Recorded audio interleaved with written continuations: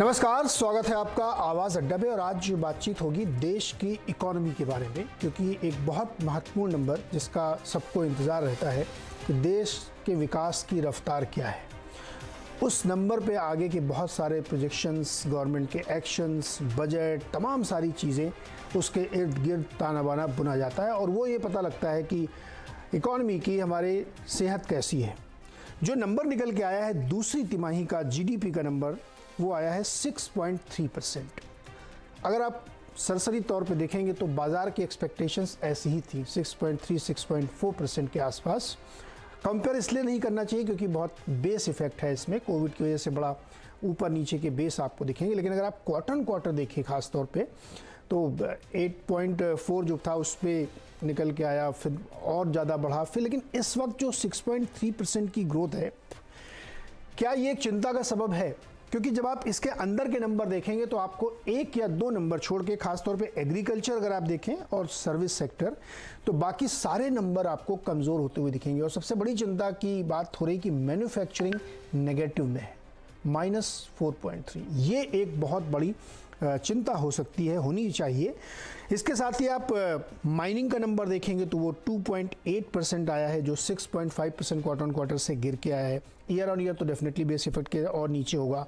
Construction की growth भी आपकी 6.6% देखने को मिल रही है। इलेक्ट्रिसिटी की आपकी 5.6% दिख रही है। ये सारे नंबर ये इंडिकेट कर रहे हैं कि इकॉनमी या तो अपने आप को रीएडजस्ट कर रही है प्री कोविड लेवल पे, और उसमें ट्रेजेक्ट्री स्लो होने की दिख रही है। क्या इसका ऐसे ही इंटरप्रिटेशन करना चाहिए? और फर्स्ट हाफ और सेकंड हाफ, जो अभी 2 क्वार्टर बाकी हैं, उनकी जो ग्रोथ आएगी उसको मिला करके क्या हम 7% हासिल कर पाएंगे? ये एक बड़ा चैलेंज है, क्योंकि चीफ इकोनॉमिक एडवाइज़र कहते हैं कि 6.8 6.7% एनुअल ग्रोथ हो सकती है, लेकिन कुछ लोगों को लगता है कि नहीं, 7% तक जा सकती है। हालांकि बहुत सारे डाउनग्रेड्स ऑलरेडी हैं, S&P ने भी नीचे का रुख किया है।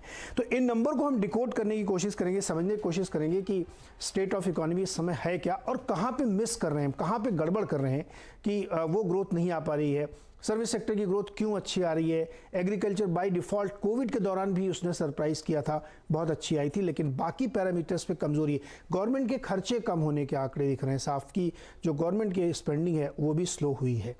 तो इन सब पे आज हम बातचीत करेंगे और ये समझने की कोशिश करेंगे कि नंबर को कैसे रीड किया जाए और जहाँ जहाँ गड़बड़ दिख रही है, लूप होल दिख रही है, उसके उपाय क्या हैं, उसको ठीक करने के क्या प्रयास सरकार को करने चाहिए, इकोनॉमी में क्या दुरुस्ती चाहिए।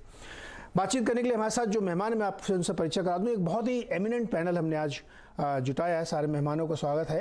पूर्व वित्त सचिव, केंद्रीय वित्त सचिव हमारे साथ हैं SC गर्ग साहब। इसके साथ ही इंडस्ट्री एक्सपर्ट और एक बहुत लंबे समय तक एक बड़ी कैपिटल गुड्स कंपनी को चलाया है, MS उन्नी कृष्णन सर हमारे साथ हैं। इसके साथ ही एनर्जी एक्सपर्ट और भारतीय जनता पार्टी से संबद्ध नरेंद्र तनेजा जी हमारे साथ होंगे। PhD chamber of commerce industries के chief economist doctor SP Sharma और मार्केट एक्सपर्ट प्रकाश दीवान.in के प्रकाश दीवान हमारे साथ हैं। आप सभी लोगों का बहुत बहुत स्वागत है इस चर्चा में, जहाँ पे हम इकोनॉमी की दुरुस्ती, तंदुरुस्ती की हालत को समझने की कोशिश करेंगे। गर्ग सर, ये जो नंबर है इसको देख के आपका रिएक्शन क्या, कैसे लगे आपको नंबर? 6.3%, मार्केट तो ऐसे ही एक्सपेक्ट कर रहा था। ये बिल्कुल एक्सपेक्टेशंस के हिसाब से नंबर आए हैं। 6.3% सेकेंड क्वार्टर की ग्रोथ जो है, और दुनिया के बाकी देशों के मुकाबले बेहतर भी लगता है 6.3%।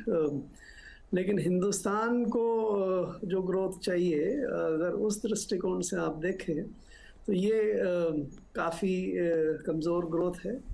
और ज़्यादा कमज़ोरी की बात थोड़ा इसके जब अंदर जाते हैं तो आपको नज़र आती है। 6.3% ओवरऑल ग्रोथ है, लेकिन हमारी माइनिंग, हमारी मैन्युफैक्चरिंग नेगेटिव में है। कंस्ट्रक्शन में ग्रोथ बहुत स्लो है। केवल सर्विसेज जो साइड है, जिसमें commerce, trade and commerce, communications, आपके फाइनेंशियल सेक्टर, पब्लिक सर्विसेज, उसमें ग्रोथ बेहतर है। 8% से ऊपर ग्रोथ है इन सर्विसेज में कुल मिला के। वो उसका एक बड़ा कारण ये भी है कि सर्विसेज काफ़ी एडवर्सली अफेक्ट हुई थी कोविड के टाइम में, कॉन्टैक्ट इंटेंसिव होने के कारण से, और वो अभी तक उतना रिकवर नहीं हो पाई हैं जितना कि हम प्री कोविड लेवल पे थे।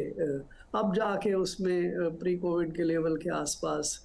मैं आपको एक आंकड़ा देना चाहता हूँ, उस पे हमें ध्यान देना चाहिए इसकी सही मतलब समझने के लिए। अगर आप 19-20 जो प्री कोविड का साल था, उसके पहले 6 महीने के जीडीपी नंबर से अगर आप 6 महीने के अब इस साल के जो 22-23 के जीडीपी नंबर को कंपैरिजन करें, तो हम 75 लाख करोड़ के आसपास हैं। वो ग्रोथ केवल 4 लाख करोड़ के आसपास की है, और उसको अगर परसेंटेज टर्म्स में लेते हैं तो कुल मिला के 6% है, और सालाना ग्रोथ 1.82% ही आती है। अगर हम 3 साल से 1.82% पे ग्रो कर रहे हैं, तो ये हमारे लिए सोचने की बात होनी चाहिए। दूसरे और दृष्टिकोण से अगर आप देखें, सेकंड हाफ में पिछले 4 साल से प्री कोविड का 19-20 भी शामिल करके हमारी ग्रोथ केवल 4-4.25% हो रही है। अगर हम इस साल भी आरबीआई के हिसाब से भी सेकंड हाफ में 4.5 से नीचे की ग्रोथ रहने की आशंका है। तो अगर 4 साल तक जो सेकंड हाफ जिसमें कोविड का भी असर नहीं था, अगर हमारी ग्रोथ केवल 4 से 4.5% है, तो ये मेरे ख्याल से काफ़ी चिंता का विषय है। कुल मिला के आई थिंक ये मैंने अपने ट्वीट में भी आज कहा कि ये समय है हम रिकग्नाइज करें कि हमारी ग्रोथ मोमेंटम ढीली पड़ी हुई है। उसको तेज करने के लिए बहुत अच्छे बड़े बोल्ड रिफॉर्म्स की ज़रूरत है। अगर उसको करेंगे तो हम ठीक हैं, अदरवाइज बड़ा वैल्यूबल समय हमारा ख़राब चला जाए। तो अच्छा, लेकिन गर्ग साहब ये बताइए कि जब आप कह रहे थे कि आप पिछले 3 साल को कंपाउंड करें तो 1.82% आए, लेकिन उसमें बीच में कोविड वाले साल भी हैं। बिल्कुल है, तो उसकी डिस्काउंटिंग नहीं है। करेक्ट। सो एक साल में कोविड का इफेक्ट लगाने के बाद और कोविड के बेस के कारण से जो अच्छी ग्रोथ हुई, जैसे इस बार भी पहले क्वार्टर में 15%, 16.5% ग्रोथ हुई थी, वो इसलिए ग्रोथ हो रही है क्योंकि कोविड के कारण से बेस बहुत खराब हो गया था। अगर आप उसको न्यूट्रलाइज करते हैं तो आपको ग्रोथ नजर आती है 1.82% ओनली। ओके, उन्नी कृष्णन जी, आप तो सर बहुत लंबे समय तक इंडस्ट्री को आपने चलाया है और बारीकियां आप समझते हैं। नंबर्स के अंदर जाने पे बड़ी दिक्कत दिख रही है, जैसा गर्ग साहब बता रहे हैं कि मैन्युफैक्चरिंग, माइनिंग, ये तो सब डिक्लाइन में है। तो कोई चिंता की बात है आपको लगता है, या ठीक है नंबर? ये नंबर ठीक है, बट चिंता तो होना ही चाहिए, क्योंकि जो एक्सपेक्टेशन है हिंदुस्तान का, उसमें ही गिलती है मेरे ख्याल से। जैसे गर्ग साहब ने नंबर तो एकदम अच्छा आपको बताया है, सिर्फ 2% से कम पूरा 6 महीने का ग्रोथ है, तो ये एक्सपेक्टेशन के नीचे हो सकता है। बट मैं ये बताना चाहता कि हमको थोड़ा हिंदुस्तान के बाहर का भी सोच के देखेगा। बहुत दृष्टिकोण से अगर आप देखेगा तो हिंदुस्तान बहुत अच्छा कर रहे हैं। हमारा साथ वाला जो है चाइना है, उसका तो 3.9% ही तो है ग्रोथ है फर्स्ट हाफ का, तो आपका तो 9.7 है पहले जुलाई से अप्रैल से लेके अभी सितंबर तक, अच्छे महीने का। और बहुत सारे इकोनॉमी की नेगेटिव भी चल रहे हैं, ग्लोबल रिसेशन है कुछ कंट्रियां में, और पॉलिटिकल रीजन से, और इंडस्ट्रीज हमने बहुत बढ़ाया है। तो ये सब माहौल अब पूरा इन्फ्लेशन का आप देखो कितना साल से कंट्रोल करके रखा था, बट अभी तो वापस आउट ऑफ कंट्रोल हो गया था, अभी शायद कंट्रोल में आ गया। तो मैक्रो इकोनॉमिक सिनेरियो के मुताबिक देखेगा तो 6.3% बहुत अच्छा नंबर है, अच्छा नहीं बहुत अच्छा नंबर है, वो पॉइंट नंबर 1। पर रिप्रेजेंटिंग द इंडस्ट्री, जैसे आप बताए थे कि देखो अभी माइनस एक क्वार्टर में 4.3 था, पिछले साल में प्लस 5.6% था, बस सही है। पर यह था कि सर्विस के पहले ही मैन्युफैक्चरिंग का रिकवरी पिछले साल में हमारा हो चुका था, तो जो बेस इफेक्ट जिसको जो मिलता है सर्विस को, क्योंकि बहुत सारे होटलें बंद थे लास्ट ईयर के टाइम पे, पूरे सर्विसेज की majority of them were limping, whereas manufacturing तो बहुत पहले से रिकवर हो चुके थे। तो जो उसका रश जो था, जो खरीदी लोगों ने डिले कर दिया था, उसका तो ऑलरेडी वो माहौल चले गया। अभी आगे जाके ये तरीके का ही आपको ग्रोथ मिलने वाला है। तो इसमें से आप अब अगर देखेगा तो एक आध चीज मैं आपको बताना चाहता हूं कि जो इंजीनियरिंग इंडस्ट्री की दो तीन चीज से, बड़े मैन्युफैक्चरिंग वाले इंडस्ट्री में ऑर्डर्स का कुछ कमी नहीं है, बट इंक्वायरी का कमी है। इसका मतलब क्या है, अगर ऑर्डर हाथ में रहेगा बड़े बड़े कंपनियां का, वो तो एग्जीक्यूट हो जाएगा अगले 2 क्वार्टर में। मेरे को तो कुछ तकलीफ नहीं दिखाई दे रही। मेरे को ये लगता है कि मैन्युफैक्चरिंग पूरा साल में तो ग्रोथ दिखाई देगा, पर मेरा वरी है कि FY24 में क्या होगा, क्योंकि अगर इंक्वायरी का पाइपलाइन कम होगा, क्यों होगा, इसलिए है कि रूरल कंजम्पशन बहुत कम हो चुका है पिछले 4 या 5 महीनों में। क्यों हुआ है, इन्फ्लेशनरी प्रेशर जब आ जाएगा, स्पेयर इनकम जो हाथ में रहता है, जिसमें से लोग फ्रिज खरीदेंगे, मोटरसाइकिल खरीदेगा, व्हाइट गुड्स खरीदेगा, और ऐसे वाला जो भी चीज कंस्ट्रक्शन करवाएगा, स्टील खरीदेगा, सीमेंट खरीदेगा, तो जनरली जो कमोडिटी और ड्यूरेबल्स की जो डिमांड है और FMCG का डिमांड होना चाहिए, वो आगे जाके थोड़ा धीमी हो सकता है, पर ओवरऑल मैन्युफैक्चरिंग जो हाथ में ऑर्डर है वो एग्जीक्यूट हो जाएगा। तो टोटल आप देखेगा, जैसे गर्ग साहब ने बताया, 9.7% पहले 6 महीने का जो ग्रोथ है, अगले 2 क्वार्टर में अगर 4.5 तक करीबन हो जाएगा, आपको मेरा ख्याल से 7% पूरा साल का ग्रोथ होने के लिए कुछ डिफिकल्टी नहीं रहेगा, बट अगले साल का 7% मुश्किल रहेगा। शायद आप 6 के तकरीबन लेके आगे जाना पड़ेगा। This is my take. जी बिल्कुल सही कह रहे हैं आप। सीए जो है हमारे चीफ इकोनॉमिक एडवाइजर, वो भी नहीं मानते, वो तो कह रहे हैं कि 6.7 या 6.8 के आसपास है। मैं उन्हीं कृष्ण सर आपकी बात से ये समझ रहा हूँ, देखिए इकोनॉमी में 2 तरह से चल रहा है ना। एक, आपको ये कॉन्फिडेंस हो कि आगे बढ़ेगी, लेकिन अगर हम थोड़ा और पीछे चले हैं, 2018 2017 FY से चलते हैं, FY17 से आप ले लीजिए तो वो लगातार ट्रेजेक्ट्री नीचे की तरफ है। कोविड के 2 सालों का अगर अपहीवल को हम डिस्काउंटिंग दें, उसको एडजस्ट करें, तब भी लाइन नीचे की तरफ आ रही है। और जो बॉटम ऑफ पिरामिड है, वहाँ डिमांड की सीरियस चैलेंज है। अभी क्वार्टरली रिजल्ट्स हम लोगों ने कवर किए, सब कंपनीज में ये साफ साफ दिख रहा है। तो जो आप कह रहे हैं ना कि इंक्वायरी नहीं आ रही, अगले क्या होगा, ये एक बड़ा मुश्किल भरा चैलेंज होगा। शर्मा जी हमारे साथ हैं। शर्मा जी, आप चैम्बर के आदमी हैं, बहुत सारी इंडस्ट्री से डेली बेसिस पे इंटरेक्ट करते होंगे, नंबर सजेस्ट कर रहे हैं क्या कि जो आप लोग बताते रहते हैं कि नहीं नहीं कोई दिक्कत नहीं, बहुत बढ़िया है, लेकिन नंबर तो वैसा नहीं बता रहे हैं? देखिए, यहाँ पे मैं बताना चाहूंगा, जैसे गर्ग साहब ने बताया, उन्नी कृष्ण जी ने बताया कि जो एक डिफिकल्ट ईयर हमने देखा था, जो कोरोना का पीरियड था, 2020-21 का जो साल था, फाइनेंशियल ईयर था, उसने टोटल जो डिसरप्शन किया, क्योंकि एक तो उस टाइम पे हमने न्यू लोज देखे जो एक्सट्रीम लोज थे, तो अगले ही वित्त वर्ष में हमने न्यू हाइज देखे उसके ऊपर, जबकि वैसा ग्रोथ हमने पहले कभी नहीं देखा था। तो अब उसको एडजस्टमेंट करने में, उसको एवरेजेस करने में, जैसे गर्ग साहब बता रहे थे कि अगर हम उस इफेक्ट को डाइल्यूट कर दें तो ग्रोथ है जो वो 2-3-4% के आसपास बनता है।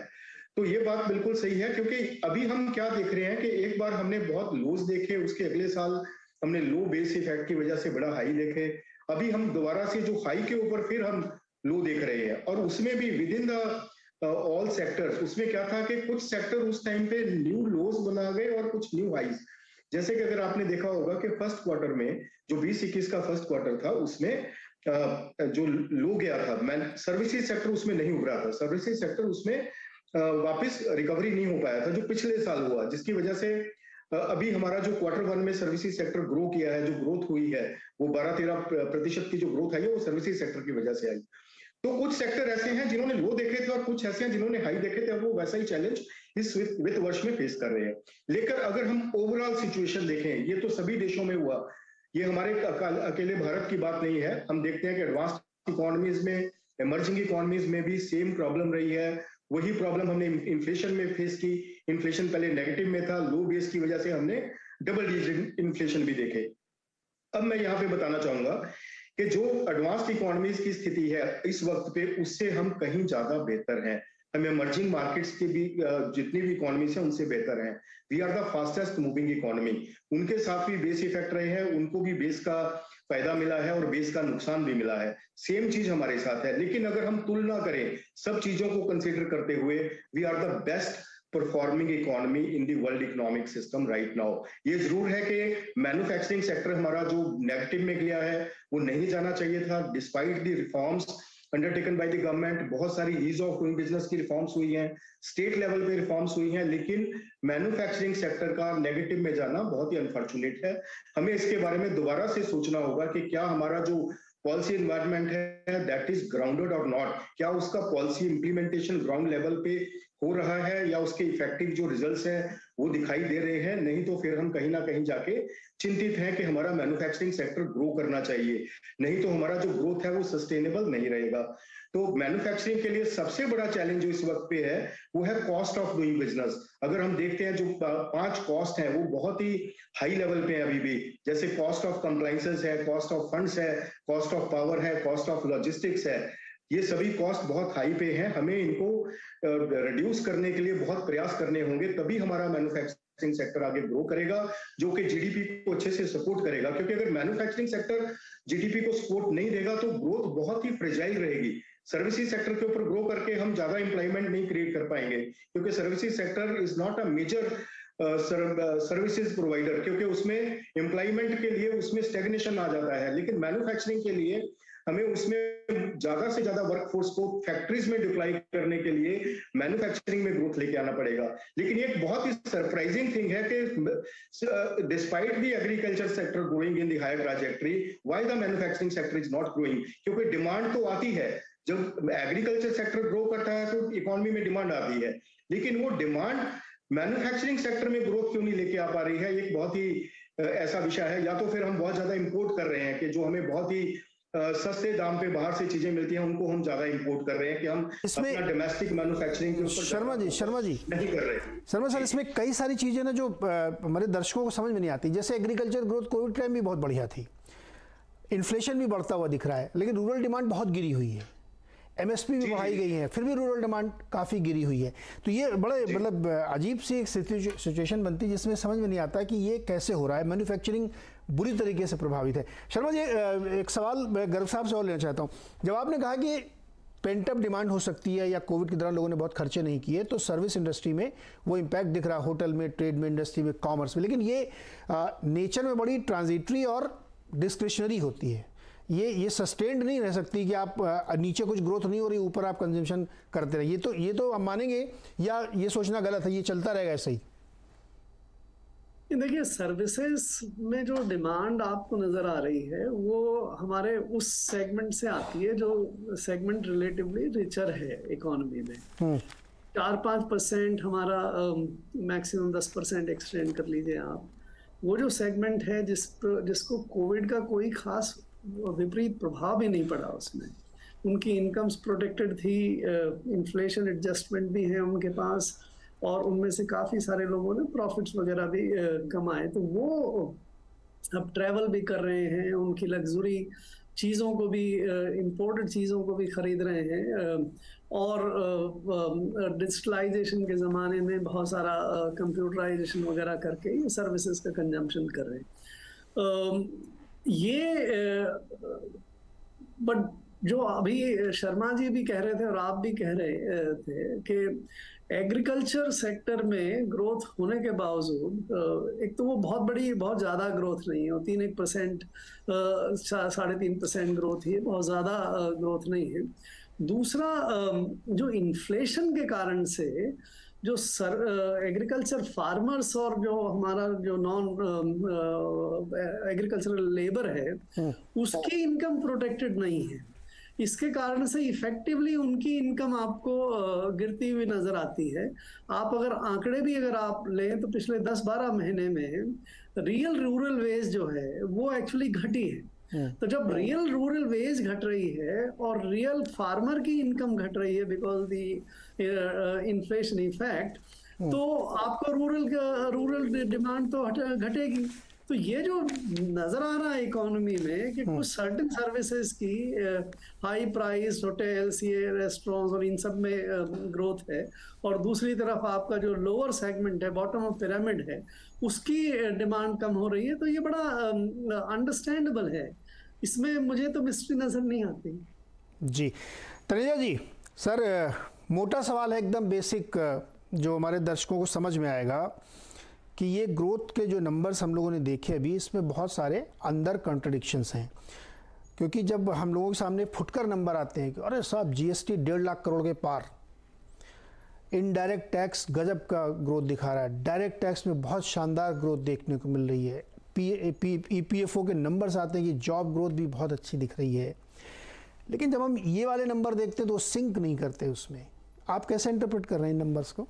नीरज जी, पिछले 5 दिनों में मेरे को 6 विदेशी बिजनेस चैनल्स में शामिल हैं, उन लोगों के फोन आए, इंटरव्यू मैंने उनको दिए और उन सबका प्रश्न ये था कि पूरी दुनिया के अंदर, खासतौर से विकसित दुनिया के अंदर तो बड़ी चुनौतियां चल रही हैं, पर भारत की अर्थव्यवस्था इतना अच्छा कैसे कर रही है, वो ये जानना चाहते थे। और यहाँ हम पैनल में मशक्कत कर रहे हैं कि जो डेटा आया है इसका जो है इस तरह से डिसेक्शन करें कि भाई कुछ नहीं हो रहा या कम हो रहा है।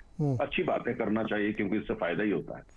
लेकिन देखिए, जो आपने ये, अगर आप देखिए कि जिसका हिसाब से हम निकल करके कोविड से आए और उसके बाद अगर आप उठा करके देखते हैं, जैसे गर्ग साहब ने सर्विसेज की बात करी, सर्विसेज के अंदर गर्ग साहब तमाम इंडस्ट्री ऐसी थी सर्विसेज के अंदर में ही आती है जिसमें आपने भी जिक्र किया, होटल्स का, रेस्टोरेंट्स का, टूरिज्म बिल्कुल तबाह हो गई, बंद पड़े थे सब, है ना। और उसके बाद वो रिकवरी आ रही है, तो वो अभी तो और भी आ सकती है। हमने सॉफ्टवेयर एक्सपोर्ट के मामले में भी चुनौती देख रहे हैं, कई जगह हम जहां करते थे वहां चुनौतियां थोड़ा बढ़ गई। तो मेरा ये है कि अच्छा, मैन्युफैक्चरिंग की जहां तक बात है, मैन्युफैक्चरिंग में जो मुझे नजर आता है वो ये है कि सरकार भी, मेरी जो जानकारी है, सरकार तमाम राज्यों से बात कर रही है, खासतौर से वहां जहां पे एसएमईज जो है उनको थोड़ा सा प्रोत्साहन की जरूरत है राज्य सरकारों की तरफ से, या जमीन के हिसाब से, या अन्य वो जैसी चीजें जो राज्य सरकारें कर सकती है। लगातार उस पर हो रही है, इसको कैसे इंसेंटिवाइज करें, कैसे इसको बढ़ाया जाए, केंद्र सरकार और क्या कर सकती है, उनको क्या करने की आवश्यकता है।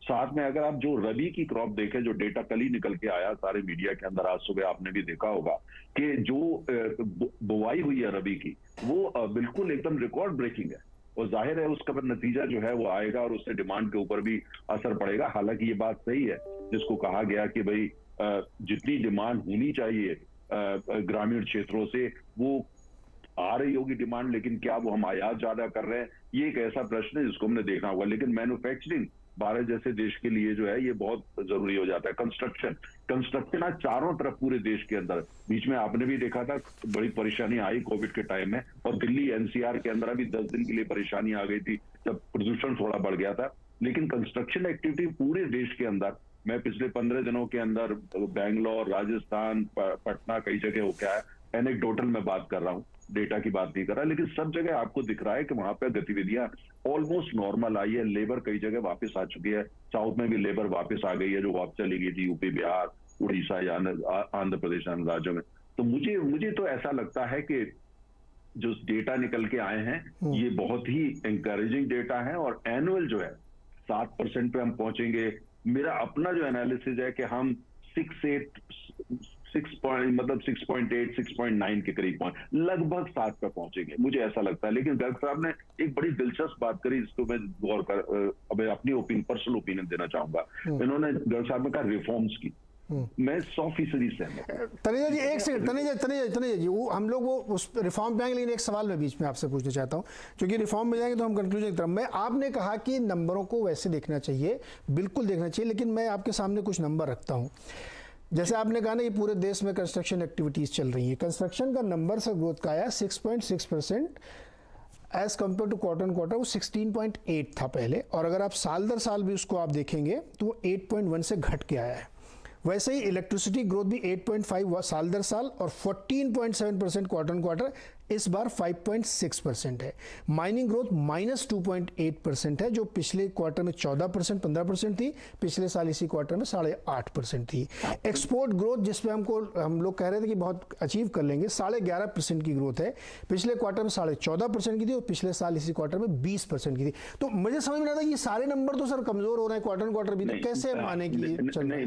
मैं आपको इसी का जवाब दे रहा हूँ। हाँ। आप कंस्ट्रक्शन के अंदर देखिए, आप सीमेंट का डेटा देख लीजिए, स्टील का देख लिया, आप भी देखते हैं, मैं भी इसको देखता हूँ। तो वो इसमें क्यों नहीं आ रहा, रिफ्लेक्ट हो रहा है? नहीं, सुनिए, वो रिफ्लेक्ट होगा इसलिए कि कंस्ट्रक्शन के अंदर जब भी आप जाते हैं, चाहे वो एक हाउसिंग हो, चाहे इंडस्ट्रियल कंस्ट्रक्शन हो, उसके एक अपना एक जेस्टेशन पीरियड होता है अपने टाइम में। कोविड के टाइम में तमाम प्रोजेक्ट बिल्कुल जो है ठप हो गए थे, और तमाम ऐसे भी थे जो बिल्कुल बैंकरप्ट हो गए थे। हमारे एनसीआर के अंदर ही तमाम प्रोजेक्ट सुर्खियों में रहेगी, बैंकक्रप्ट हो गए वो, जिस हिसाब से कोविड में सिचुएशन हुई, सरकार ने जाकर के कईयों की मदद कर रही है वगैरह, वो सब हो रहा है। लेकिन ये सब रिफ्लेक्ट करना शुरू हो जाएगा आने वाले क्वार्टर्स के अंदर, क्योंकि तमाम ऐसी चीजें जो भी पाइपलाइन में हो रही हैं, लेकिन अभी वो नंबर में नहीं दिख रही है। सर कोविड खत्म, तनेजा जी माफ कीजिएगा, कोविड खत्म हुए काफी समय हो गया है सर। अभी तो कोविड खत्म नहीं हुआ किसी चाइना की, आप देखिए अभी चाइना से इकोनॉमीज कंपेयर करेंगे हम, वहां से थोड़ी कंपेयर कर रहे हैं। नहीं, कोविड भारत में भी चुनौती बरकरार है, ऐसा नहीं है कि, और ये कहना है कि अभी हम कोविड से पूरी तरह बाहर आ गए, बिल्कुल अभी नहीं आए हैं बाहर।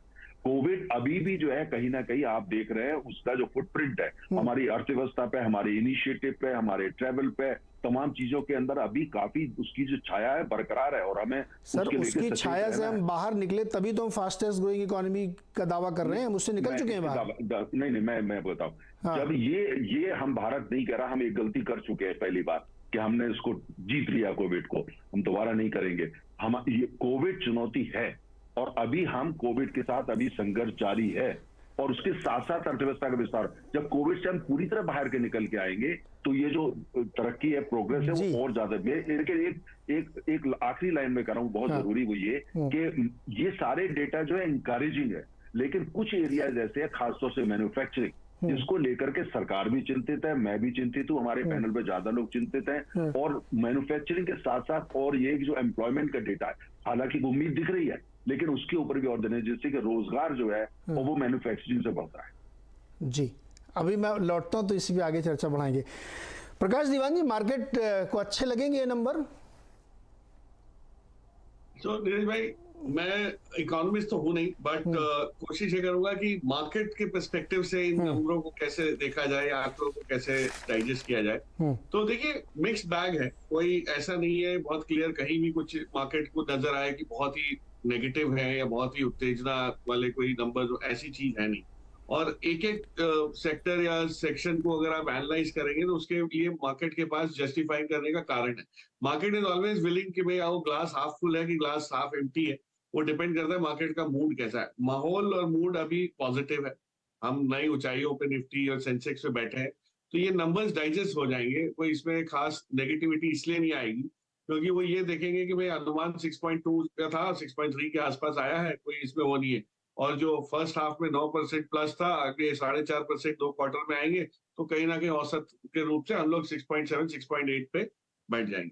मार्केट जो इसमें देखने की कोशिश करेगा वो ये है, न्यूज, गुड न्यूज जिसको कहते हैं, क्या है इन नंबर्स में, कि आपके पास जो कंस्ट्रक्शन हो गया या बाकी के माइनिंग एक्टिविटी वाला जो आंकड़ा है वो सॉफ्ट है। उसके एक कारण ये भी था कि इस बार जो मॉनसून का एक्सटेंडेड जो पीरियड रहा, जो डिलेड मॉनसून रहा और वो लंबा उसमें चला, तो इससे मैंने देखा है ग्राउंड लेवल पे बहुत सारे प्रोजेक्ट्स, खास करके मुंबई में जो मैं ज्यादा ट्रैक करता हूँ, बहुत सारे प्रोजेक्ट्स लेट हो चुके हैं।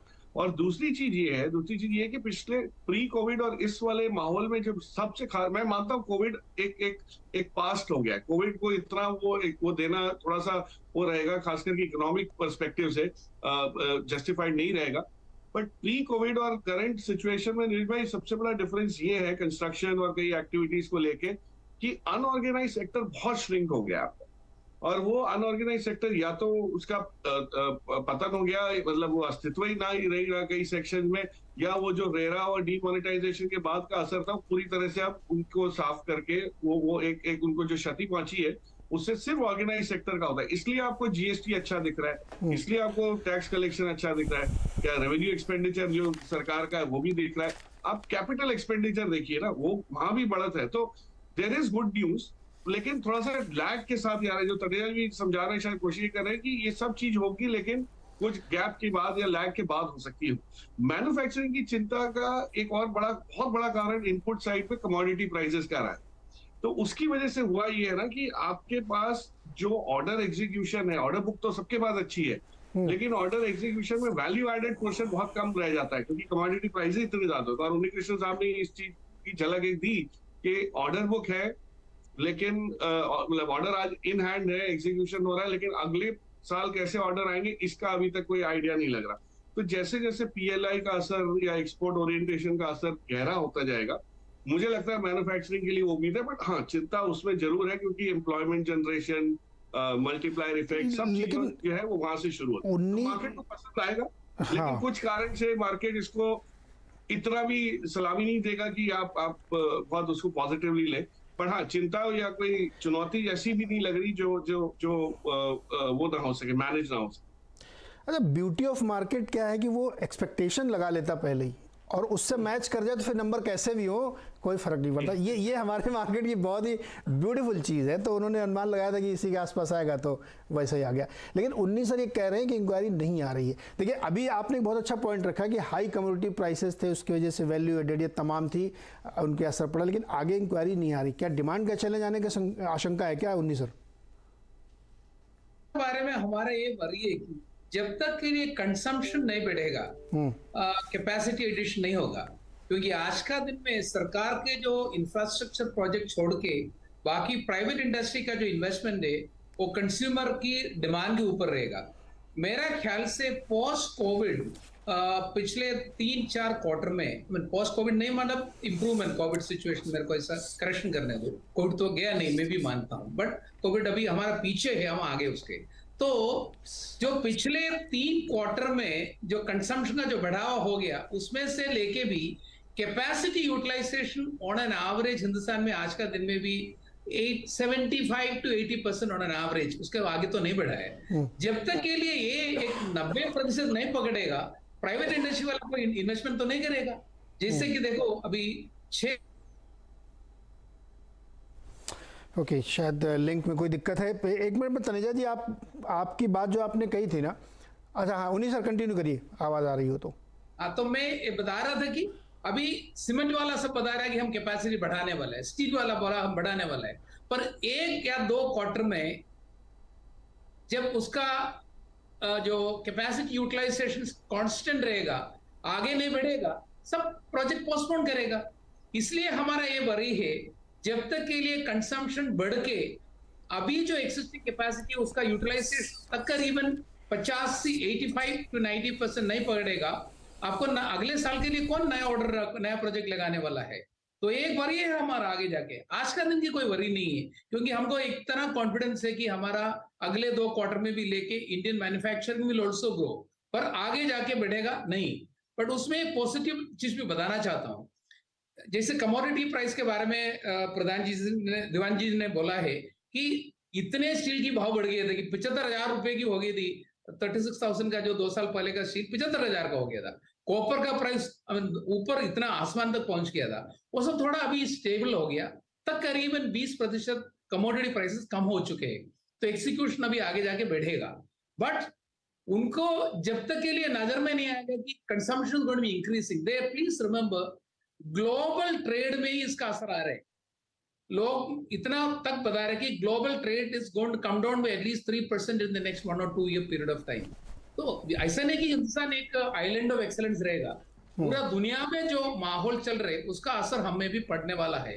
तो मेरा ख्याल से ये जो क्वार्टर की नंबर से हमको ज्यादा वरी नहीं करना चाहिए, ये साल का बारे में भी ज्यादा वरी मत करो, पर आगे जाके क्या होगा, दुनिया में क्या होगा, उसका असर हमारा क्या होगा, उसमें से हमारा जीडीपी 24, 25, 26 जब हम चाहते थे कि 8% की कंसिस्टेंट ग्रोथ होए, वो होने की उम्मीद थोड़ा मेरे को कम दिखाई दे रही है। सर 19 सर, इसमें एक बहुत दिलचस्प बात आपने कही। देखिए, ये जो नंबर्स हम लोग ट्रैक कर रहे हैं ना इकोनॉमी वाले, लैग के सब, एक तो हिस्ट्री के नंबर हम देख रहे हैं 2 महीने पुराने के, लेकिन इसी की बुनियाद पर हम आगे जाएंगे। अब पूरी दुनिया में रिसेशन की चर्चाएं चल रही हैं। यूएस में अब यूएस का जीडीपी आंकड़ा बढ़ के आया, 2.9% आया। अब वहाँ पे और खलबली मच गई होगी। आज पवेल साहब क्या स्पीच देंगे पता नहीं उनको, क्योंकि वो आगे उनको 14 दिसंबर को डिसीजन लेना है। एक ऐसे जंक्चर पे हम खड़े हैं जहाँ पे मैं, तनेजा जी आप कहते हैं ना एरिया ऑफ कंसर्न, मैं आपके सामने 2 नंबर रखता हूँ, उसके बाद आप बताइए, जिसके बाद फिर आगे इस चर्चा को बढ़ाते हैं। जो हमारा ग्रॉस सेविंग है ना सर डोमेस्टिक, वो 26.2% ऑफ जीडीपी है पहले हाफ में, H123 में, जो कि 19 साल के लोएस्ट लेवल पे है H120 में। ठीक है, और चूंकि ये कंजम्पशन में कन्वर्ट हुआ है सेविंग, इसलिए हमारी जो सर्विस ग्रोथ है, ट्रेड ग्रोथ है, होटल की ग्रोथ है, बढ़िया दिख रही है। दूसरा, जो सॉफ्टवेयर एक्सपोर्ट है हमारा, अभी आपने देखा होगा दुनिया भर में सॉफ्टवेयर कंपनियों की क्या हालत है ना, क्लाउड का बिजनेस घट रहा है। गूगल परेशान है, अमेजॉन परेशान है, वो बता रहे हैं।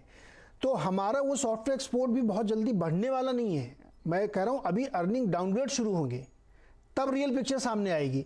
तो अब मुझे आप बताइए कि एरिया ऑफ कंसर्न आपके हिसाब से क्या, जिसको ठीक करना चाहिए तुरंत। ये तो मैंने एक बिग पिक्चर आपके सामने रख दी। सॉफ्टवेयर की बात करी, देखिए 2024, 2025, 2026 ये अंतर्राष्ट्रीय स्तर पे अगर आप देखते हैं तो ये बहुत ही उथल पुथल वाले साल होने वाले हैं। 2024 हमारे लिए बड़ी चुनौती होगी। एक तरफ तो हमें इलेक्शन मोड में चले जाएंगे क्योंकि संसद के चुनाव की तैयारी शुरू हो जाएगी, और आप उसमें क्या होता है आप सब लोग अनुभवी हैं, जानते हैं आप। और दूसरी तरफ जो पूरी दुनिया की जो जिस हिसाब से लग रहा है यूक्रेन को लेकर के और चीन को लेकर के, कि अमेरिका पश्चिम के देश आर पार के मूड में है। मतलब ये है कि वो जो है अर्थव्यवस्था पे बहुत ज्यादा ध्यान नहीं होगा, और जो उथल पुथल राजनीतिक ज्यादा होगी उसका नतीजा क्या होगा? नतीजा होगा चाहे वो तेल हो, गैस हो, कॉपर हो, एल्यूमिनियम हो, कुल मिला के जो इंटरनेशनल ट्रेड है पूरा वो प्रभावित होगा। अब जो भारत का डोमेस्टिक तो हम संभाल सकते हैं, लेकिन अंतर्राष्ट्रीय क्या होता है? हम G20 के चेयर हो गए 1 साल के लिए, है ना, लेकिन इसका मतलब ये नहीं कि अंतर्राष्ट्रीय सारी जो व्यवस्था है उसमें कोई बहुत बड़ी हम कोई बहुत स्टेबिलिटी लेके आएंगे, वो नहीं हो पाएगा। वो तो बड़ी अर्थव्यवस्था हमसे है, उनकी उसके अंदर ज्यादा दखल होती है। ये अब एरिया ऑफ कंसर्न मेरे लिए ये है, सबसे बड़ी 2 है। एक तो ये है कि अब चूंकि जिस तरह के रिफॉर्म्स हमको चाहिए, रिफॉर्म्स, और हमको अगर मैं यूपी की भाषा का प्रयोग करूं तो हमको ताबड़तोड़ रिफॉर्म्स चाहिए, लेकिन वो अभी संभव नहीं हो पाएंगे कम से कम 1.5 साल, आप भी समझ रहे हैं। दूसरी तरफ जो हम जिसकी तरफ मेरा ज्यादा ध्यान है वो ये है कि हमारी जो निर्भरता है वो आयात पे, खासतौर से कमोडिटीज के लिए, और ऐसी कमोडिटीज जो हमारी अर्थव्यवस्था की रीढ़ की हड्डी है, वो बढ़ने वाली है और उनकी कीमतें भी बढ़ने वाली है। कच्चे तेल की कीमत 2024 में, 2025 में, चाहे वो यूक्रेन क्राइसिस चलते रहे उसके बावजूद बढ़ेगी, और वो बढ़ेगी, और वो हमारे लिए एक बहुत बड़ा एक चुनौती खड़ी होने वाली है, क्योंकि जितना इन्वेस्टमेंट अपस्ट्रीम में होना था वो हुआ नहीं है, ना गैस में हुआ है, तो वो हमारी चुनौती बढ़ने वाली है। दूसरी तरफ जो है वो रिन्यूएबल्स के लिए भी चुनौती बढ़ेगी, क्योंकि हमारी डिपेंडेंस जो है वो एक भी कम होने वाली नहीं है, जो इक्विपमेंट और सेल्स और तमाम चीजें हम मंगाते हैं। इसका मतलब हुआ कुल मिलाकर के एक तरफ तो हमारे होगा, दूसरी तरफ हमारे जो एक्सपोर्ट, जिसका आपने भी जिक्र किया, हमारे ज्यादातर सॉफ्टवेयर एक्सपोर्ट या आईटी एक्सपोर्ट कहाँ जाते हैं? विकसित अर्थव्यवस्थाओं को जाते हैं। हाँ। विकसित अर्थव्यवस्था जो है 2024 में भारी परेशानी में आने वाली है। ग्लोबल इकोनॉमी तो आने वाली है, लेकिन सर यही तो मैं कह रहा हूँ इम्पैक्ट पड़ेगा, कि ये जो नंबर्स है ना सर, अब मैं 100% आपसे एग्री हूँ, आपने जो एक्सप्लेन किया है कंसर्न है ये। तो ये जो आपने कहा ना ताबड़तोड़ रिफॉर्म इसलिए नहीं हो पाएंगे क्योंकि अगले 1.5 साल चुनौती, सर वो चुनौतियां सारा साल चलती रहती हैं, वो कभी रुकती कहाँ है? तो उसके चक्कर में मैं ताबड़तोड़ वाले कार्यक्रम क्यों रोकूं? मेरा तो सवाल ये भी है, वो तो हमेशा चलता रहता, कुछ ना कुछ हर 6 महीने में आ ही जाता है, तो उसकी इतनी चिंता हमें क्यों करनी चाहिए? गर्ग साहब, अब रेमेडी की ज़रूरत है, और जिस तरह के नंबर्स ये हैं, मुझे लगता है कि इसमें थोड़ा सा सोचने की ज़रूरत है इसमें। हाँ, बहुत। इसके लिए सबसे पहली ज़रूरत मेरे हिसाब से तो ये है कि हमें जो नंबर्स आते हैं उनको करेक्ट पर्सपेक्टिव में पढ़ना चाहिए। आप जैसे आप भी कह रहे थे कि जीएसटी में बहुत ग्रोथ आ रही थी, ये कॉर्पोरेट टैक्सेस बहुत ग्रो कर रहे थे, और एक्सपोर्ट्स भी हम अभी दिक्कत शुरू हुई है, एक्सपोर्ट्स की ग्रोथ भी काफ़ी नज़र आ रही थी, और ऐसा लग रहा था जैसे इकोनॉमी बहुत अच्छी कर रही है। लेकिन अगर आप थोड़ी सी और गहराई में जाएं, देखो जीएसटी में मैं आपको एक उदाहरण के तरह से समझाता हूँ। जीएसटी की ग्रोथ 3 फैक्टर्स पे आती है। एक तो आपका अगर रियल प्रोडक्शन बढ़ता है, तो अगर प्रोडक्शन में ग्रोथ होती है, आपकी सेल्स में ग्रोथ होती है, तो आपकी जीएसटी नेचुरली बढ़नी चाहिए। लेकिन 2 और फैक्टर्स हैं। एक फैक्टर आता है कि इन्फ्लेशन, मतलब आपकी प्राइसेस बढ़ रही हैं, बिकॉज ये तो वैल्यू एडेड टैक्स है, वैल्यू प्राइसेस को फैक्टर इन करता है। अगर इन्फ्लेशन के कारण से आपकी चीज़ों की प्राइसेस बढ़ती है तो आपका जीएसटी बढ़ता है। और तीसरा फैक्टर आपका ये है कि आपका इंपोर्ट कितना ज़्यादा है, क्योंकि इंपोर्ट पे आईजीएसटी लगती है, और उससे ग्रोथ होती है। अगर आप देखें पिछले 1.5-2 साल में, तो जीएसटी में जो ग्रोथ आई है वो चूंकि रियल इकोनॉमी, मैन्युफैक्चरिंग के डेटा हमने आपके सामने और सभी ने रखे हैं, तो मैन्युफैक्चर्ड चीज़ों की में ग्रोथ नहीं होने के कारण से रियल ग्रोथ ऑफ वॉल्यूम तो है नहीं। बेसिकली दो चीजों से ग्रोथ आई है, इन्फ्लेशन से और इंपोर्ट से। अगर अब ये दोनों चीजें, और होना भी चाहिए क्योंकि इन्फ्लेशन तो बहुत खराब टैक्स है लोगों गरीबों के लिए और देश के लिए, तो अगर इन्फ्लेशन अब कंट्रोल में आता है और इंपोर्ट्स भी थोड़े घटने लगते हैं, तो आप देखेंगे जीएसटी जो है उसका कलेक्शन अब पिछले 4-6 महीने में तो प्लेट्यू हो गया, करीब करीब 1.45 के आसपास की एवरेज से चल रहा है। और आने वाले समय में ये आप गिरावट देखेंगे इसमें जीएसटी में। दूसरा, कॉर्पोरेट टैक्स में तो आपने देख ही लिया, सेकंड क्वार्टर में ही कॉर्पोरेट प्रॉफिट्स ही इतने घट गए हैं, और कॉर्पोरेट टैक्सेस की जो एडवांस टैक्स डिपॉजिट हुआ है सेकंड क्वार्टर में वो कम है। तो अगर आप ये ट्रेंड देखें तो ट्रेंड टैक्सेशन का उस चीज से रिलेटेड है कि इन्फ्लेशन, इंपोर्ट, इकोनॉमी, और अब आने वाले समय में उतना आपको बेहतर नहीं रहेगा। तो अगर आप चीजों को सही पर्सपेक्टिव में समझे तब आप फिर जाके रिफॉर्म्स लेके आएंगे, और रिफॉर्म्स की बहुत जरूरत है, जैसे उन्होंने भी कहा कि काफी रिफॉर्म्स की जरूरत है। और ये जो देश का एक कंस्ट्रेंट है कि भाई इलेक्शंस तो होते रहते हैं, अगर इलेक्शंस के कारण से अगर हम रिफॉर्म ना करें तो फिर इसका फिर हम इकोनॉमी को सैक्रिफाइस करेंगे। ये बिल्कुल जी गर्ग साहब, बिल्कुल आप पॉइंटेड बात रख रहे हैं, और ये जैसे तनेजा जी ने बिल्कुल निशाने पे तीर रखा है कि ताबड़तोड़ करना पड़ेगा, अब चॉइस नहीं। ये जो आपने एक्सप्लेनेशन दिया ना जीएसटी वाला सर, ये हम लोग, आपको याद होगा हम लोग जितनी बार बैठते थे डिस्कशन में यही बात होता था कि ये जीएसटी कलेक्शन इन्फ्लेशन की वजह से ज़्यादा हो रहा है, रादर की प्रोडक्शन की वजह से। अब प्लेटो बन गया, धीरे धीरे गिरेगा क्योंकि इन्फ्लेशन नीचे आप लाएंगे तो ऑब्वियसली वैल्यूएटेड है तो नीचे आएगा।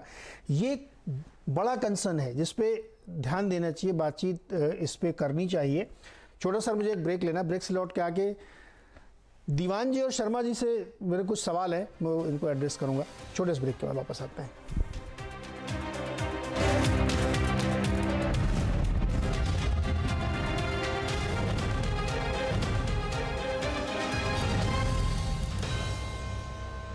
स्वागत है एक बार फिर से आपका, और आज बातचीत हो रही है इकोनॉमी की, जहां पे जीडीपी के नंबर आए हैं 6.3% और सेकेंड क्वार्टर के, जो कि अनुमान के मुताबिक है। लेकिन जब आप इनके अंदर जाते हैं, डीप डाइव करते हैं, तो आपको कई जगहों पे कंसर्न्स दिखाई देते हैं जिनको एड्रेस करने की ज़रूरत है, जिसकी भी हमारे पैनलिस्ट चर्चा कर रहे थे, और जहाँ पे बहुत फौरी तौर पे एकदम वॉर फुटिंग पे उसको एड्रेस करने की ज़रूरत है। लेकिन मार्केट भी एक बड़ा पार्टिसिपेंट है, और न्यू हाई पे हम लोग न्यू हाई पार कर लिया, हम लोग नए हाई रोज़ बनाते हैं। अब 10 पॉइंट भी चलेंगे तो नया हाई बन जाता है।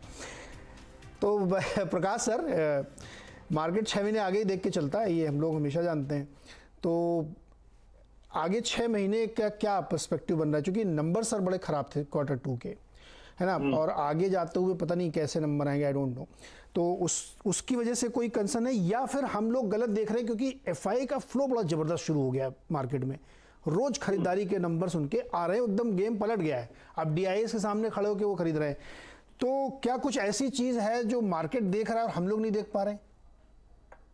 तो market likes to be not only forward looking, मतलब आगे के नंबर्स या आगे के अनुमान के हिसाब से जो चलता है वो तो एक बात है, और थोड़ा सा ऑप्टिमिज्म भी हमारे इस वजह से आ रहा है कि जो विश्व स्तर पे, जो वैश्विक स्तर पे जो आपके बाकी के मार्केट्स जो लड़खड़ा रहे हैं, और उस कंपैरिजन में हम लोग का परफॉर्मेंस जो रिलेटिवली अच्छा लग रहा है, उसका थोड़ा सा हमको प्रीमियम ज्यादा मिलने लगा है, या हम लोग ज्यादा एक्साइटेड हो रहे हैं। तो आप देखिए वैल्यूएशन जो है वो थोड़े से अब आपको स्ट्रेच इसलिए लगने लगे कि इस क्वार्टर के बाद बहुत सारे सेक्टर्स में अर्निंग्स की जो आशंका है कि अर्निंग्स डाउनग्रेड भी होना शुरू हो जाएंगे। तो मैं समझता हूँ कि अगले 2 क्वार्टर के लिए मार्केट तैयारी कर रहा है। जो अभी का जो मार्केट है नए ऊंचाइयों पे, वो इसलिए भी थोड़ा सा रहता है, उसमें एक टेक्निकल फैक्टर है कि जो शॉर्ट बिल्डअप होते हैं मार्केट में, जो शॉर्ट बिल्ड थे, वो सारे जैसे ही नए स्तर पहुंचते हैं ऊंचाइयों के, तो वो कवरिंग के लिए आ जाते हैं। तो कुछ मार्केट को एक उछाल जो है वो हमेशा मिलता है, वो 19,000 के पार ले जाए, उसको नए हाई बनाए, वो सब होगा। बट फंडामेंटली अगर आप देखें मार्केट ब्रेथ जो दिखा रहा है, या अपने को जिस संदर्भ में हमको देखना चाहिए कि स्मॉल कैप मिड कैप में एक्चुअली पोर्टफोलियो लेवल पे लोगों की कमाई इतनी नहीं हुई है। निफ्टी और सेंसेक्स नई ऊंचाइयों पे है, बट आप किसी को पूछेंगे आपका पोर्टफोलियो क्या वैल्यू पे है, तो वो कोई नई ऊंचाइयों पे नहीं आया है। तो अभी उसमें छोटी कंपनीज में या मझौली कंपनीज में जो चाल आनी है वो थोड़ी सी बाकी है, और वो आते ही आपको थोड़ी सी शायद प्रॉफिट बुकिंग भी दिखे। और दिसंबर का महीना एक अलग ही माहौल का रहता है, छुट्टियों पे जाने के हिसाब से 20 तारीख के बाद फॉरेनर्स का ऐसी गतिविधि कम हो जाती है। उनकी जो बाइंग आ रही है वो तो फोमो की वजह से आ रही है, उन्होंने बाइंग करी नहीं। उनके घर के मार्केट, जब घरेलू मार्केट में जब तकलीफें दिखने लगी कि यहाँ तो कोई पैसा बनना नहीं है, तो वो इमर्जिंग मार्केट में आ गए। हमारा मार्केट डिस्काउंट ये कर रहा है, कि एफआईज का फ्लो बरकरार रहेगा। चाइना के मार्केट में जो बहुत बड़ा पैसा जाता था, उसमें से थोड़ा सा भी टुकड़ा अगर हमारे यहाँ पे डाइवर्ट हो गया तो अभी भी एफआई फ्लोज बने रहेंगे, और उस कायम फ्लोज की वजह से हम लोग का वैल्यूएशन थोड़ा हो रहा है। बट मेरे हिसाब से पर्सनल मेरा व्यू है, ये मार्केट का व्यू अलग है, ऑफकोर्स वो आंकड़ों में दिखता है। मेरा व्यू ये है कि हम लोग थोड़ा सा ओवरबॉट पोजीशन में जाने लगे, तो अगर कोई कारण ऐसा एक्सक्यूज मिल गया या ट्रिगर आ गया तो गिरावट भी बहुत शार्प हो सकती है, और वो थोड़ा सा संभलना उस वजह से जरूरी है कि बजट तक आपको एटलीस्ट ये रफ्तार थोड़ी सी हल्की हुई होती हुई दिखेगी, और बजट के बाद एक नया अंदेशा शुरू हो जाएगा कि क्या पॉलिसी में कुछ चेंज आया है, और उससे क्या किन सेक्टर्स पे असर पड़ सकता है। अच्छा, एक बड़ी इंटरेस्टिंग बात आपने कही, ये मार्केट भी है ना बड़ा छलिया टाइप का है। अभी हम लोग चाइना की बात कर रहे थे कि वहाँ पे कोविड है और लॉकडाउन और राज्य बंद, ये बंद। 2 brokerage house, international brokerage house bullish है चाइना पे ओवर इंडिया। अब ये भी देखिए कमाल की बात है, आप कह रहे हैं इधर पैसा उधर की तरफ वो ज़्यादा रुझान कर रहे हैं। लेकिन खैर वापस लौटते हैं अपने इस मुद्दे पे। शर्मा जी, बजट आ रहा है, देखिए बजट की बातें हो रही हैं, नंबर देख के आप लोगों की एक्सपेक्टेशंस क्या बन रही है, क्या एक्सपेक्ट रखते हैं कि सरकार करना चाहिए? देखिए, जैसे बहुत सारी चर्चा हुई है हमारी अभी पिछले आधे घंटे में, 40 मिनट में, कि जो दिक्कतें हैं वो ज्यादातर एक डिमांड की तरफ से दिक्कत है, दूसरा कैपेसिटी यूटिलाइजेशन प्रॉपर लेवल पे नहीं हो रहा है, एम्प्लॉयमेंट क्रिएशन नहीं हो रहा है। तो ये सभी दिक्कतें जो है इकोनॉमी में बरकरार बनी हुई है। तो इस जंक्चर पे हमारा जो सजेशन है, जो हम सजेस्ट कर रहे हैं सरकार को, सबसे पहले कि कंजम्पशन को रिवाइव किया जाए, कंजम्पशन को बूस्ट किया जाए, कंजम्पशन के लिए ऐसे संसाधन किए जाएं कि लोगों की स्पेंडिंग पावर बढ़े। वो कैसे बढ़ेगी? जब हम लोगों के हाथ में और इनकम देंगे। और वो कैसे जाएगी? जब हम टैक्स रिफॉर्म्स करेंगे। जो अभी इंसिडेंस ऑफ टैक्सेशन जो मिडिल इनकम ग्रुप के ऊपर सबसे ज्यादा है, जो हम टैक्स कर रहे हैं, जो हम 15 लाख के ऊपर ही जाके पीक रेट पे उनको टैक्स कर रहे हैं, तो वो हमारा कंजम्पशन के लिए फैसिलिटेट नहीं कर पाता है। तो हमें लोगों के हाथ में पैसा देना होगा, so that they are able to spend more in the market, more in the system, more in the demand, more in the buying the commodities, more in the buying the durable goods and services. So उसके लिए हम सरकार को suggest कर रहे हैं कि एक तो टैक्स रिबेट्स बढ़ने चाहिए, खासकर मिडिल इनकम के लिए, क्योंकि लोअर इनकम के ऊपर सरकार पहले ही टैक्स नहीं कर रही है। तो जो इंसिडेंस है वो ज्यादा मिडिल इनकम के ऊपर है। शर्मा जी, लेकिन दिक्कत तो वहीं पे है। सजेशन है कि जब कंजम्पशन बढ़ेगा तभी कैपेसिटी यूटिलाइजेशन बढ़ेगा, तभी फैक्ट्रीज में प्रोडक्शन आएगी। शर्मा जी, दिक्कत तो वहां पे है जो नॉन टैक्स पेयर वाला सेगमेंट है, बॉटम ऑफ द पिरामिड से डिमांड नहीं आ रही है। जो 10-15 लाख रुपए कमा रहा है उसका टैक्स ब्रैकेट अगर आप 5% नीचे भी कर दें तो कोई फर्क नहीं पड़ रहा, वो तो वैसे ही कंज्यूम कर रहा है। जैसे गर्ग साहब ने शुरू में बताया कि जो डिमांड है, डिमांड के जो मेजर इंग्रेडिएंट हैं, खासकर जहां से कृषि से डिमांड पैदा होती है, हाँ। तो कृषि को जितना रेट अभी हम देख रहे हैं, जितना कृषि का ग्रोथ दे रहे हैं, उस हिसाब से उनके पास पैसा नहीं पहुंचता है। जो मीडिएटर्स हैं अभी भी मार्केट में, उनके पास ही ज्यादा जो है पैसा जाता है। कि किसानों को तो तभी जाके वो मार्केट में स्पेंड कर पाएंगे जब उनके हाथ में उतना इनकम जाएगा। वो एक मेजर कारण है। डिस्पाइट के हम हर एक साल कृषि में न्यू हाइज बनाते हैं, $50 अरब का हमने एक्सपोर्ट भी किया पिछले साल में, लेकिन कृषि क्षेत्र में उतनी प्रॉस्पेरिटी फिर भी क्यों नहीं है? क्योंकि उनके ग्राउंड लेवल तक उनके पास उतना पैसा, जितना हम बाजारी जो उसकी कीमत है उतना नहीं पहुंच पाता है। ये सबसे बड़ा फैक्टर है कि कृषि जो है डिमांड उत्पन्न नहीं कर पा रहा है। और दूसरा, जो कैपेसिटी यूटिलाइजेशन तभी बढ़ेगा जब डिमांड होगी। डिमांड कब बढ़ेगी? जब लोगों के पास पैसा होगा। तो कैपेक्स की हम बात करते हैं तो इन्वेस्टमेंट तो तभी आएगा ना जब उसका जो कैपेसिटी यूटिलाइजेशन है वो 90% तक जाएगा। और दूसरा, जब ईज ऑफ डूइंग बिजनेस होगा। अभी आप एक्सपेंड करेंगे तो आपको बहुत सारी चीजों का सामना करना पड़ता है। सरकार ने सिंगल विंडो बनाई है, लेकिन उसको प्रयोग करने के लिए अभी बहुत सारी कई स्टेट्स में बाधाएं हैं। तो हमें ईज ऑफ डूइंग बिजनेस को सामने और प्रोत्साहित करना होगा, सो दैट कि लोग आगे आए। शर्मा जी, ये सवाल मैं तनेजा जी के पास भी ले जाना चाहता हूँ। तनेजा जी, ये बताइए कि मुझे ऐसा लगता है कि सरकार का अप्रोच अब तक ये रहा है कि दूसरी साइड से आके डिमांड पुश किया जाए ना।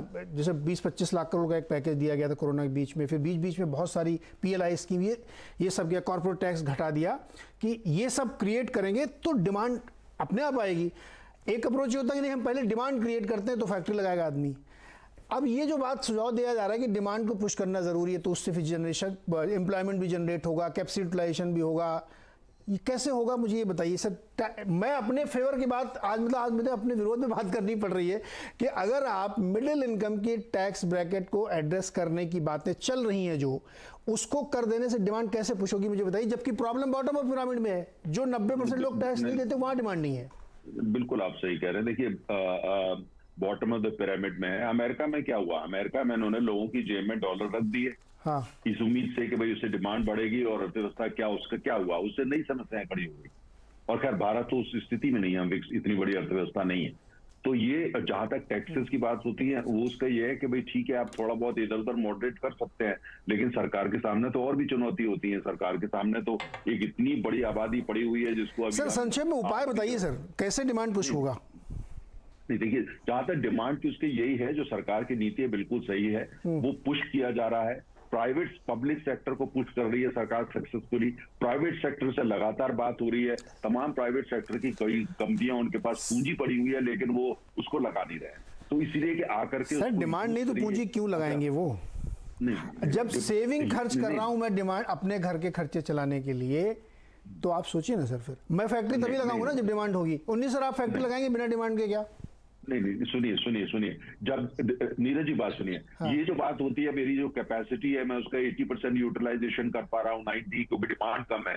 लेकिन दूसरी तरफ जो है, जैसे सरकार देखती है, बड़े कॉर्पोरेट्स उनको भी देखना है जिनके पास खासतौर से कैपिटल है, कि जाकर के वो अपना विस्तार करें, नई फैसिलिटीज लगाएं, क्योंकि आगे के लिए तैयारी करनी है। नहीं वो तो देखिए एक कैपेसिटी एक्सपेंशन नहीं बल्कि कैपेसिटी रिप्लेसमेंट होता है कि आप टेक्नोलॉजिकली अपग्रेड कर रहे हैं, तो वो लगता है कि हम नई फैक्ट्री लग रही है, लेकिन वो नई फैक्ट्री पिछले का रिप्लेसमेंट होती है, तो उसको मैं थोड़ी मानूंगा। नहीं, देखिए जैसे सरकार पब्लिक सेक्टर को पुश कर रही है कि रिप्लेसमेंट नहीं, साथ में एक्सपेंशन, प्राइवेट सेक्टर की भी जिम्मेदारी बनती है, जो सरकार जिस तरह के इंसेंटिव देती है उनकी भी जिम्मेदारी बनती है कि इस यज्ञ में शामिल हों। और इसकी सर तनुजा एकदम समय खत्म है, एक सवाल आपसे हमेशा अनुत्तरित रहता, जवाब नहीं चाहिए, मैं खाली सवाल छोड़ रहा हूँ। ONGC ने कितना नई डिस्कवरीज की है पिछले 10-15 सालों में, आपको ही पता है। मैं जवाब दे दूं इसका बहुत जल्दी में। हाँ, ONGC की डिस्कवरी जो है वो अल्ट्रा डीप वाटर में ही हो सकती है।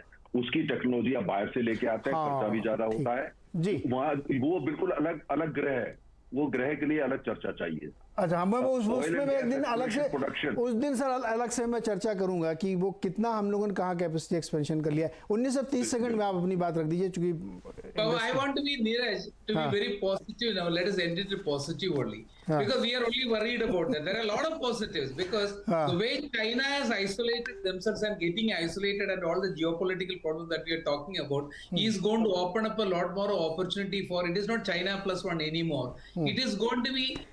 Without China, how do we have a supply chain created? In that, India is going to compete with many more countries in Southeast Asia. So we need to be having the ease of business, doing business improved, and market India and make everything possible for us to come in over here. And second point from my side to the demand from the government is, last 2 years we had borrowed a lot of money to overcome the COVID. Let's continue borrowing a little more and have government leading the investment in the country. There is no choice. We need to do that. These two things, if you do that way, you will have the demand going up in the country, and we need to do that. There is no choice for you. And don't increase the interest rates any further, and government has got to intervene. बिल्कुल, मुझे लगता है कि ये number देख के जो है RBI अपनी पॉलिसी पता नहीं ट्विक करना चाहिए उनको, लेकिन पता नहीं करेंगे नहीं करेंगे। मैं इस शो का समापन उस एक बात से करना चाहता हूँ, जो अभी कुछ दिन पहले एक चर्चा छिड़ी थी कि आप अपनी SIP तोड़ के मर्सिडीज़ खरीदिया। मैंने उस पर 1 घंटे का शो भी किया था, तो उसका लब्बो लुआब ये है कि आप मर्सिडीज़ तो खरीद सकते हैं 20 साल तक अपनी 25,000 की EMI SIP चला करके, लेकिन वो जो 25 साल तक आप सफ़र कर रहे हैं ना, आप एंजॉय नहीं कर रहे हैं ना। गोल के साथ साथ जर्नी एंजॉय करना भी बहुत ज़रूरी है। तो भविष्य में बहुत कुछ अच्छा हो जाएगा, ये बहुत अच्छी बात। हम लोग इटर्नल ऑप्टिमिस्टिक लोग हैं, लेकिन जो कंसर्न्स हैं उसको एड्रेस करना भी बहुत ज़रूरी है। बहुत बहुत शुक्रिया सर आप सब लोगों का, काफ़ी बढ़िया चर्चा रही। उम्मीद करते हैं कि जल्दी कुछ हम लोग अच्छे ऐलान बजट में या उससे पहले सुनेंगे। बहुत बहुत शुक्रिया हमारे साथ जुड़ने के लिए।